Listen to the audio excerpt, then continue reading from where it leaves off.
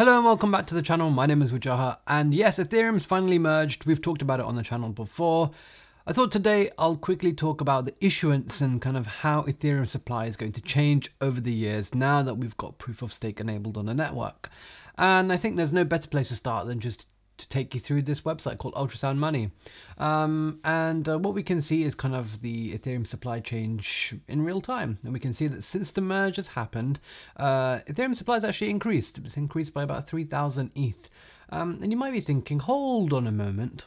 Wasn't the whole idea of this going to reduce Ethereum supply? Isn't Ethereum meant to be deflationary now?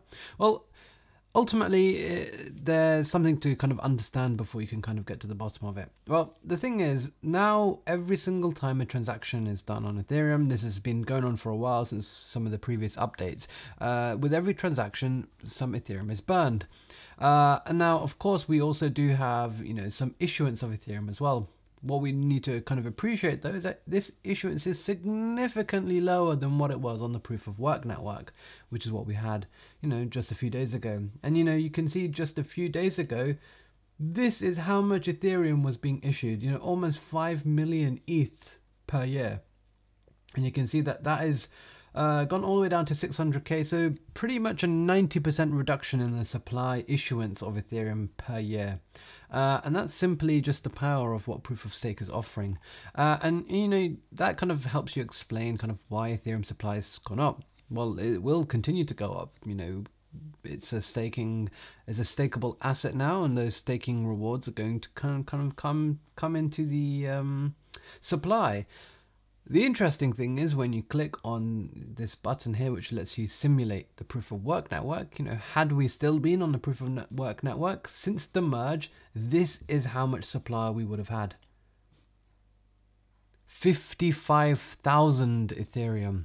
So you can see that really this is almost like a 95% reduction almost in terms of how much the supply is changing now, and I think that's pretty fantastic. Now an interesting thing is, right, how much burn do we need to be kind of completing before supply kind of goes down? Because if you look at this, if you look at the very start since the merge, supply of Ethereum actually went down before it started to kind of gradually go up again, and ultimately it depends on this figure in the top left corner, GUI.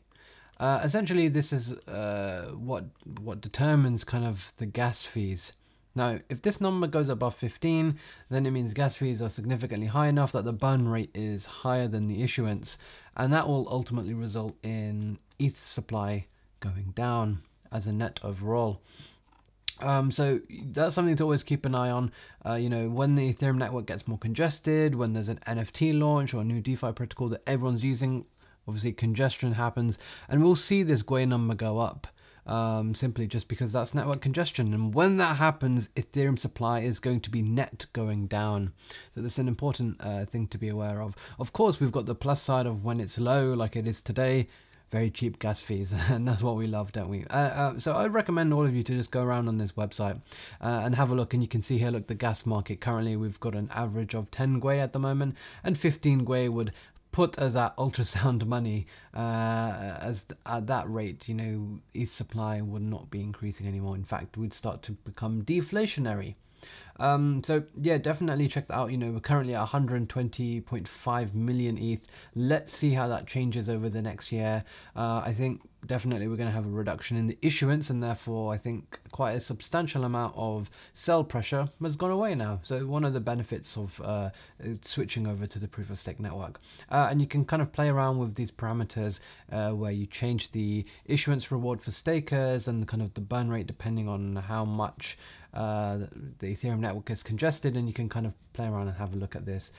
So yeah, that's pretty interesting. I think also you can see kind of which applications are contributing to the burn as much as possible. So OpenSea, Uniswap, 1inch, the usual suspects really, where ETH activity is quite high, and you can kind of see where activity is going on at the moment, where most of the activity is going on. So that's pretty much what I wanted to explain. Essentially, with proof of stake, issuance has decreased significantly, and as a result, it means that ETH is pretty much ultrasound money. That's what I've got for you today. Make sure you smash the like button, subscribe to the channel. If you've got any questions about anything that I've just mentioned in the video, of course, let me know. I'm happy to answer any questions at any time. And if you've got any suggestions for future videos as well, just drop them down in the comment section below. So that's all I've got for you today.